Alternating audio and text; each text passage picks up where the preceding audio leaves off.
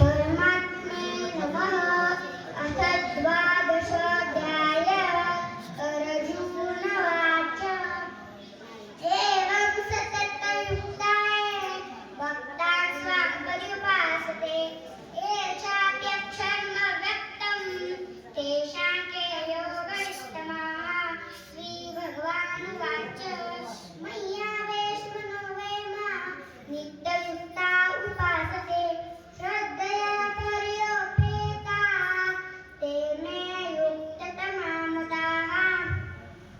एकक्षरमनिर्देश्य अव्यक्तान् पर्युपासते सर्वत्रागमचिन्त्यं च कूटस्थमचलं ध्रुवम् संज्ञाननिर्ग्रामं सर्वत्र समबुद्धय ते प्राप्नुवन्ति मामेव सर्वभूतहिते रताः। क्लेशोऽधिकतरस्तेषाम् अव्यक्ता सतचेतसाम् अव्यक्ताय गतिरदुःखम् देहवभिर्व्याप्यते।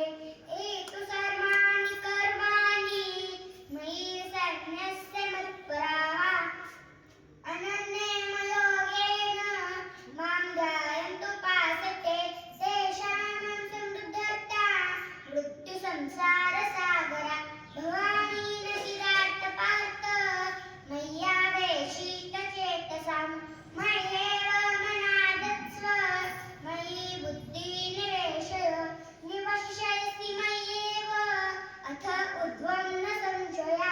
अथ चित्तं समाधातुं न शक्नोषि मयि स्थिरम् अभ्यासयोगेन ततो मां चाप्तुं धनञ्जय। अभ्यासयत्यसमर्थोऽसि मत्कर्मो परमो भव मदर्थमपि कर्माणि कुर्वन् सिद्धिमेवेत्यसि। अथ परेक्षुप्तोऽसि कर्तुं मध्यममाश्रितः सर्वकर्मफलत्यागं ततः गुरु यथा भवान्। श्रेयो हि ज्ञानमभ्यासः ज्ञानाभ्यासं विशिष्यते ध्यानात् कर्मफलत्यागं त्यागात् शान्तिरनन्तरम्। अद्वेष्टा सर्वभूतानां मैत्रः करुणैव च निर्ममो निरहङ्कारः समदुःखः सुखक्षमी अनिपेक्षः